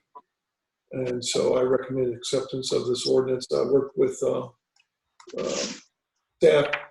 staff member Robert Trevino, and also with Craig Fuller's PE at Civil Serve, who represents you in this area of stormwater. Okay. Does anyone have the actual ordinance in front of them? It's in the agenda. Yeah, it's in there. Oh, 4 You want me to read it? Please. An ordinance of the City Council of the City of Avon Park, Florida, providing for reorganization of Chapter 98 Code of the City of Avon Park, Florida, and adding new stormwater regulations. Providing for moving Article 5 of the City Code to be Article 4, and renumbering the sections and adding reserve sections. Providing for a new Division 6, Article 3 of Chapter 98, entitled Industrial Wastewater Discharges, and providing reserve sections for future regulations. Providing for new Article 5, Division 1 of Chapter 98, entitled Stormwater Management. Providing for definitions, providing for prohibitions, providing for discharges due to industrial activity or construction activity, providing for requirement to prevent, control non-stormwater discharges, and adhere to state water quality standards. Providing for notification of discharge, providing for enforcement of illicit discharges. Providing for inclusion in the code, providing for repeal of conflicting codes, ordinances, and resolutions. Providing for observability, providing for scrivener's errors, and providing for an effective date. And what all that is really your code was set up in a cumbersome way with regard to wastewater in general and utilities. And so I rearranged it so we had a spot for this to have a separate area, and also for hazardous waste, which we're going to read, I guess, next. Hazardous waste discharges or industrial waste discharges. And so it'll be easier to find those things for people that are looking for it. Okay. Do we have questions? Ordinance 4-2020. I'll entertain a motion. Make a motion, we approve ordinance 04-2020, establishing the city stormwater management code. Second. We have a motion and a second. Is there any questions from council or audience? Seeing none, we'll call the roll. Councilmember Bernard, Yes. Councilmember Gray, Yes. Councilmember Sutherland, Yes. Deputy Mayor Spurlock, Yes. Mayor Anderson, Yes. motion passed unanimously. Item number 23, first reading ordinance 5-2020. Jerry? So I don't know if it's in your agenda packet. It's in papers, I'm sure. Well, I was kind of shocked that you all had very little with regard to prohibitions and limitations on what can be discharged to your wastewater system. They can cause, some industrial discharges can cause a lot of damage and cause you additional costs. In fact, we're finding some things already. We're doing the engineers are doing an evaluation of your headworks and sampling there. They found some stuff that shouldn't be there, but for that there's industrial wastewater discharges to you already. I had done this and handed you out a really large ordinance before, and this was all part of that. And rather than do all that paperwork, which was about 200 pages, I'm breaking it down into pieces that we can easily digest. And this one needs to be the first one simply because we have Nucor coming, and we need to have limitations to establish in our code that apply to Nucor as well as others that are already existing. So I'll go ahead and read the short titles. An ordinance of the City Council of the City of Avon Park, Florida, providing for a new Division 6 and Article 5 of Chapter 98 entitled Industrial Wastewater Discharge, providing for purpose and policy, definitions and rules of construction, prohibited discharges, pretreatment, and other customer facilities, reporting and analysis, confidential information, enforcement alternatives, providing for repeal of conflicting provisions, providing for inclusion in code, providing for repeal of conflicting codes, ordinances, and resolutions, providing for severability, providing for scrivener's errors, and providing an effective date. Okay, do we have a motion for first reading ordinance 5-2020? I So make moved, a, Mr. Mayor. All right, that looked like, was it that's Maria okay. and Brenda? Yeah, I'll second it. All right, so Brenda made the motion, Maria seconded. Okay, Jerry. This is a detailed issue, Mayor. Whenever two people make a motion at the same time, you can consider one of them a motion, and the other one a second, and just assign them Very good. under Robert's Rules of Order. Okay. Jerry, you mentioned that there was already some things that should not be there. Are you aware of what those things are and how that may affect our businesses that we already have? Zinc is one. Okay. Yeah, I don't know about the rest of it yet, but your engineers from Kimley Horn, and there's going to be eventually when you get a new utility superintendent or head of director of utilities or public works, then that person will need to get somebody to go out and do what they call basically an industrial analysis of the city businesses and evaluate, and then they may have to do the same thing that Nucor does, and that is limit their discharges to the city. Okay. Now, Jerry, you've been involved in waterworks for quite some time, probably in industrial as well. How would you say this ranks to other cities that you've dealt with in terms of how strict or how lenient? I'd say what we have here is fairly typical. Fairly typical. Yeah, and what you have in place right now is really bad. I see. Okay. Good job, Jerry. Do we have any questions on ordinance 5-2020? I have one for Jerry. Go ahead. You had posted or you had brought back, or it was several months ago, I think it was a precursor to this ordinance, and it didn't have a fee schedule or fee structure on it. Was there something that was going to be added on to this in terms of fee schedules for businesses for any of this?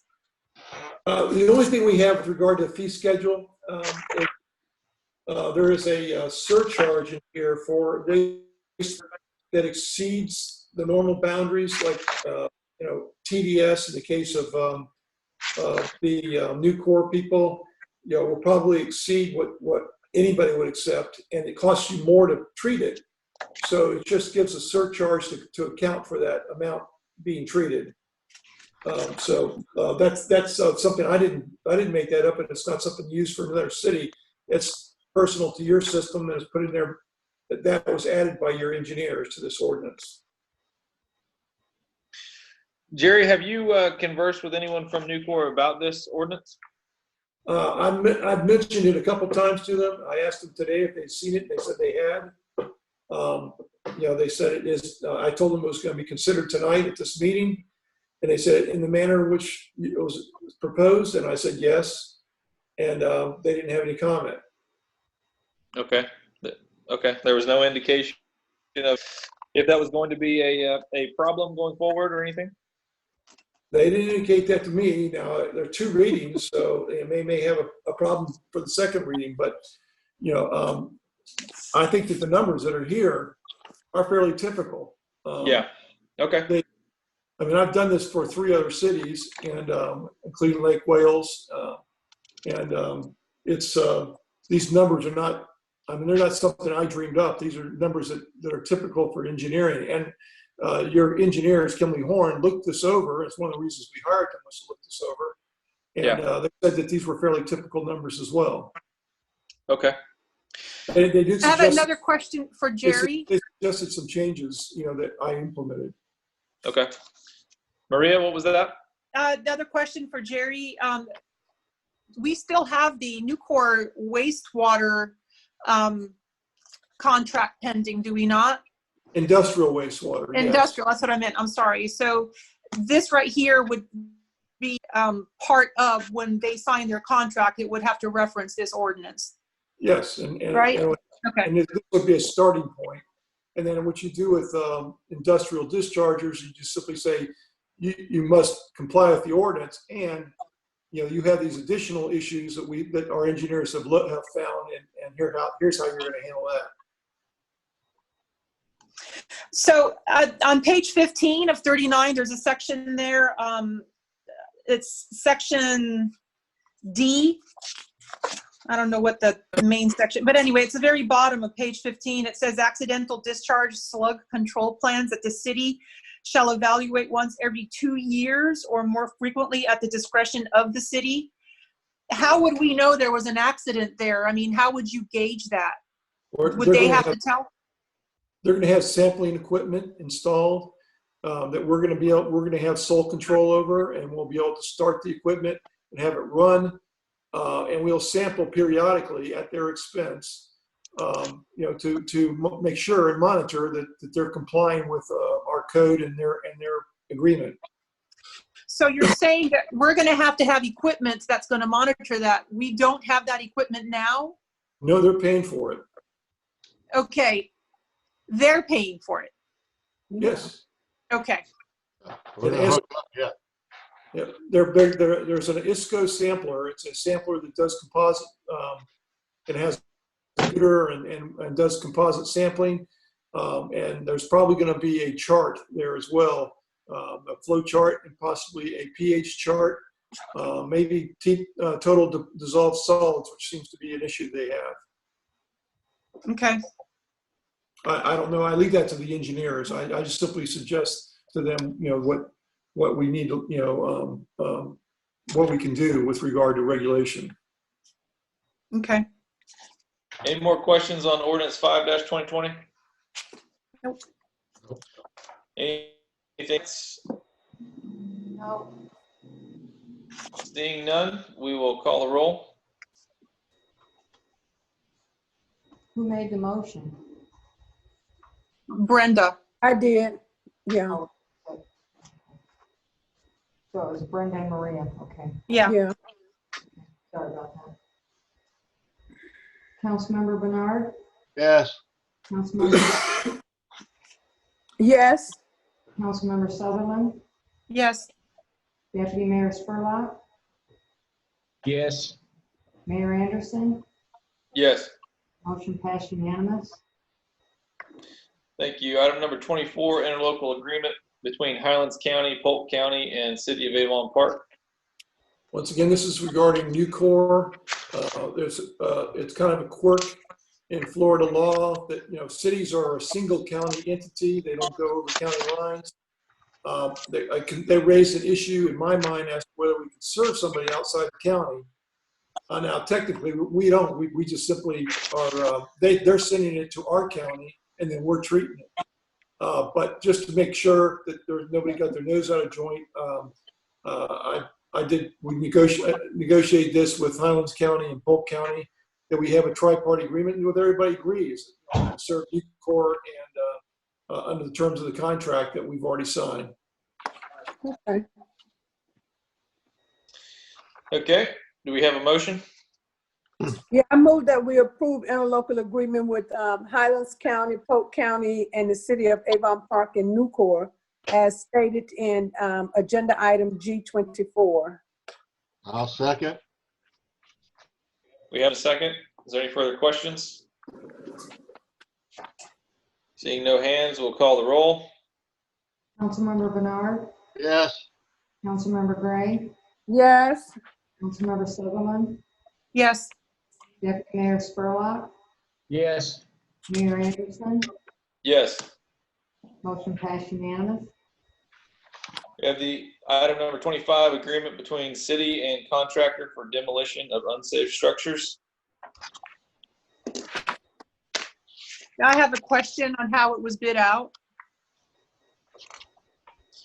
Any staff member care to elaborate on how it was bid? Yeah, I will. Code enforcement got quotes on it. Do you know in what manner they did so?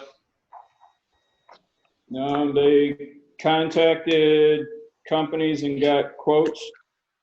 I saw the 4 quotes. We took the lowest one. Okay.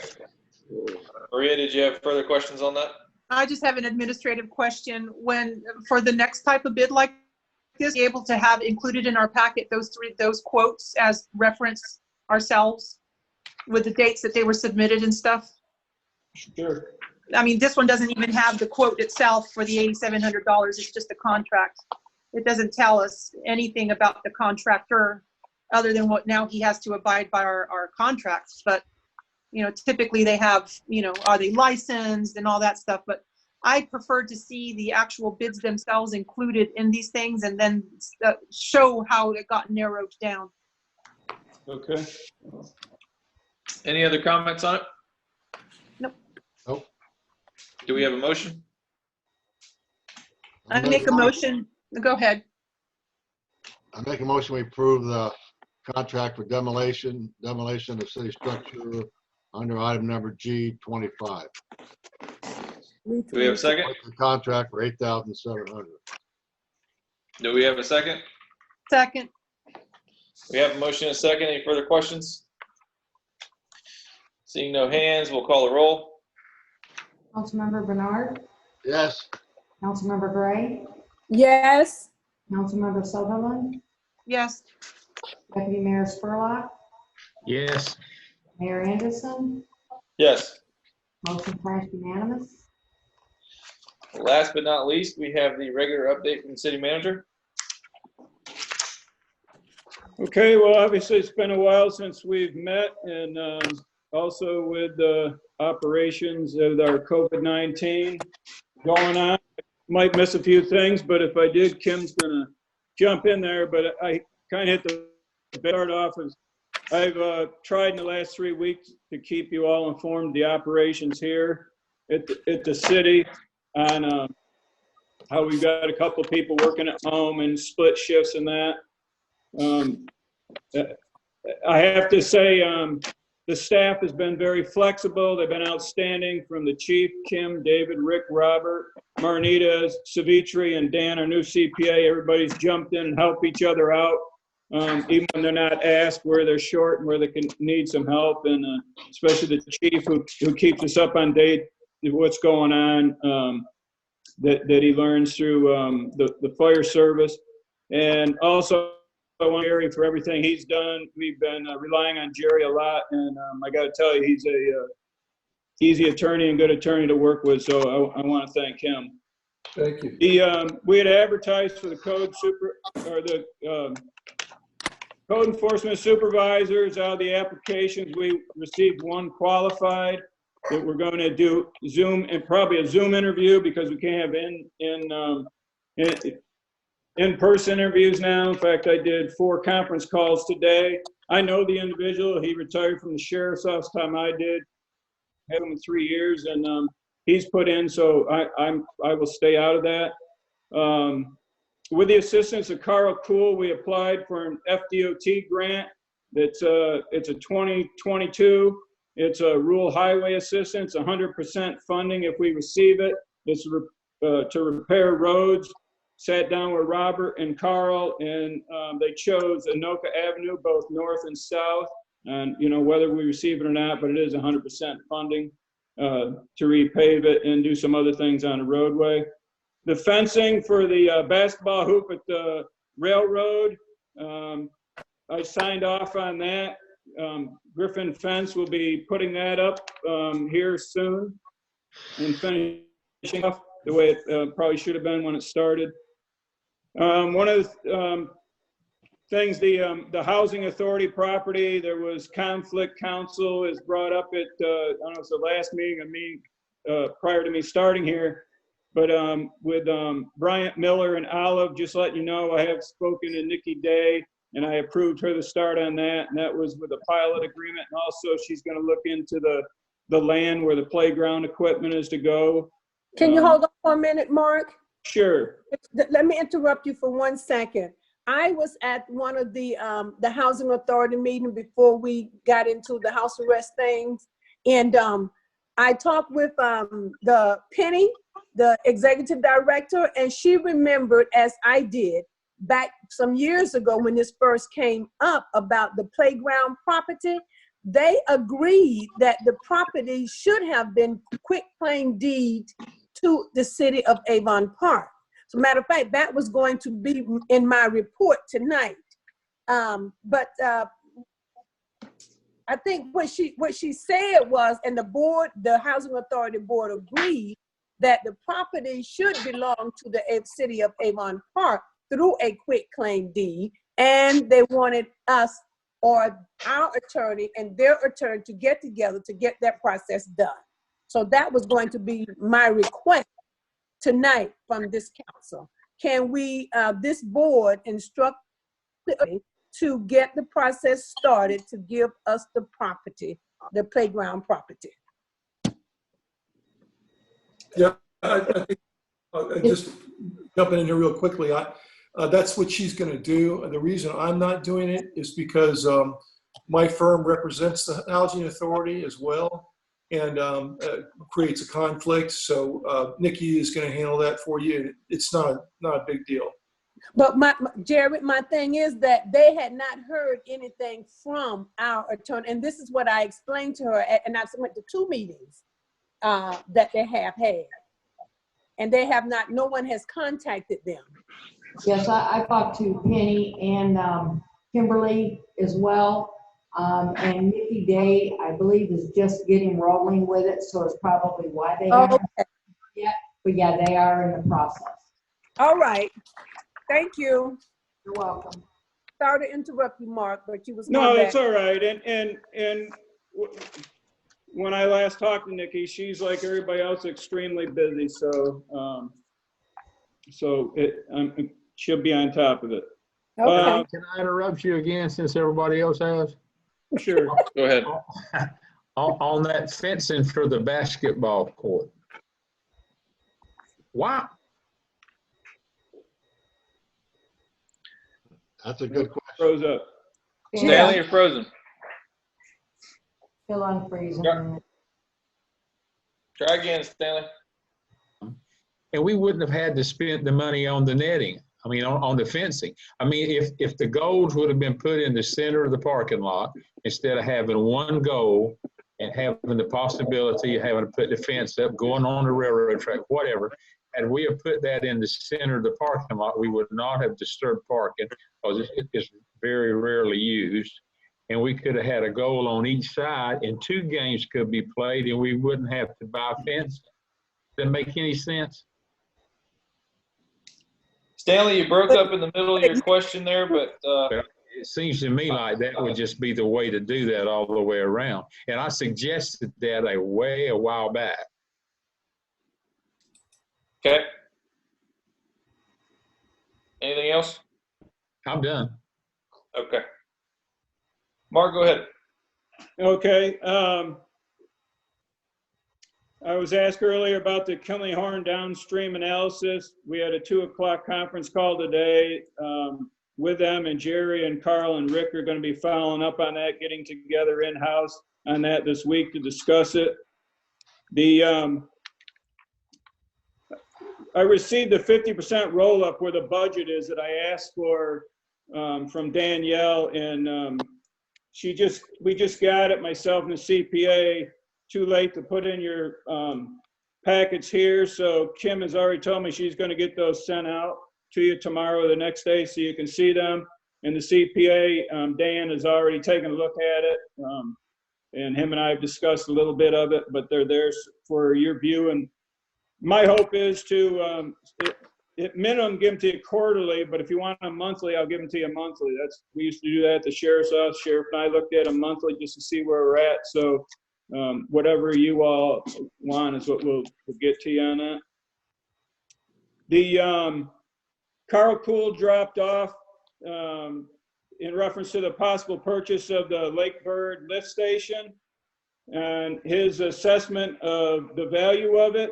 I have briefly spoken to about it amongst when I was talking to him about something else, and we need to sit down with Rick on it, and that'll be on your next meeting agenda. Also today we're applying for, there's an FTOT grant for the airport, 100% it's for mowing equipment. I gave it to Dan, our new CPA, to look at. He contacted Wendy from FDOT. We're putting in for it, and then it's going to go in front of you, hopefully on the next meeting, on whether you want to move forward, because we would have to pay for it, then reimburse for, I think, Dan, you can correct me if I'm wrong, it was a little over $100,000 or so for some mowing equipment that Danielle said they've been trying to get prior, but some funds just came open on that. And like I said, that's what I've got. I wrote down today in between all my conference meetings. And Kim, do you have anything you want to add? Yeah, I just wanted to say that, and I'm sure everybody already realizes that this was going to happen. There was an Hero Economic Development training for elected officials for April 22nd. It obviously has been canceled. I just wanted to bring it up so y'all knew we didn't forget about it. And Maria had her hand up. Yeah, I just wanted to ask on that mowing equipment. I lost my train of thought. So if you have other stuff to talk about, I'll remember. It's been a long night already. No, that was it. If you don't remember, you can give me a call tomorrow. Okay. Okay. I have Very a good. question. Brenda, go ahead. Yeah, I forgot to ask at this item number 25, the demolition contract. Do you all know when that will get started?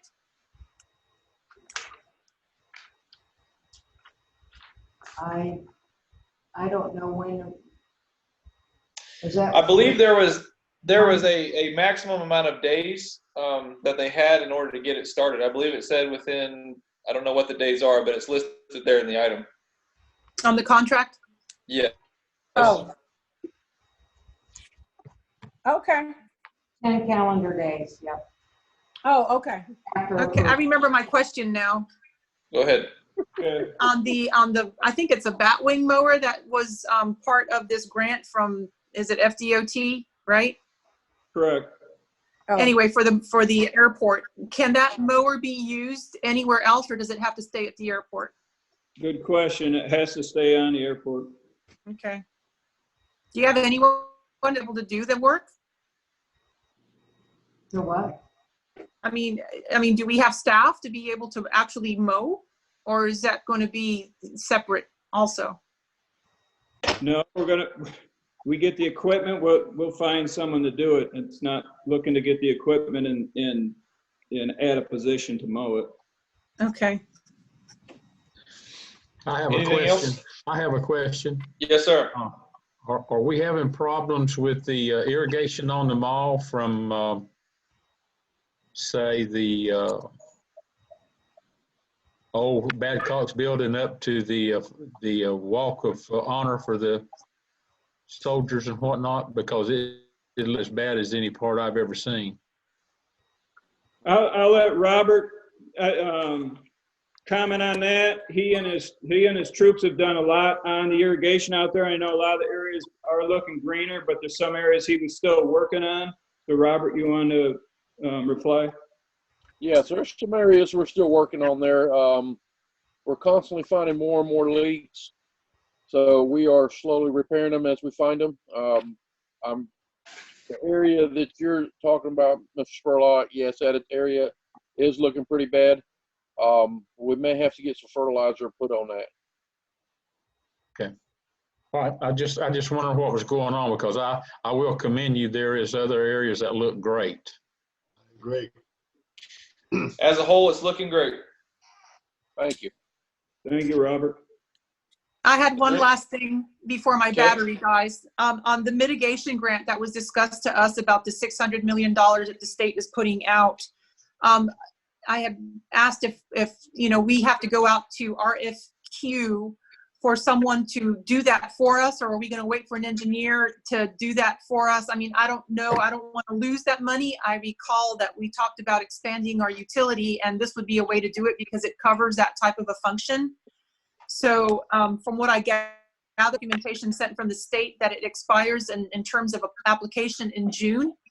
So, and I think that was with an extension. So I really don't want to lose the opportunity to apply for funding. And I don't know if you have to ask Corbett, but if we have to go out to bid to get someone to do this, or if the state allows us to go ahead and go to our library of engineers to do that, that would be fine as well. But I just don't want to lose the opportunity to lose a lot of money that's going to expand our utility. Okay. As long as it speaks the CCNA continuing Right, contract yeah. amount, you can do that. And C may not like that because they're typically really, really stringent about stuff like that. So I just don't know what the protocol is that the state is putting in place, if they're going to allow us to do something different because of COVID and deadlines and all that stuff, or if they're going to extend it. But either way, we have to come up with projects, because I hope that that's not the only one. There's other stuff that they can do that was listed for us in one of the minutes that we had, I believe, from February. But there's a multitude of projects that we can capture grant funding from that hopefully we can get that money and not have to raise taxes. Okay. Anything else? That's it, Mayor. Is there anything else for the good of the city? Nope. No, Seeing none, I'll entertain a motion to adjourn. So moved. Seeing no opposition, we are adjourned. Thanks, everybody. It was a great, Thank successful you. first online meeting. We'll catch you next time. Thank you. thank Have a y'all. good week. Bye-bye. Be safe. Bye. Good seeing y'all. Bye. Bye. How do I turn it off? There we go. Trying to figure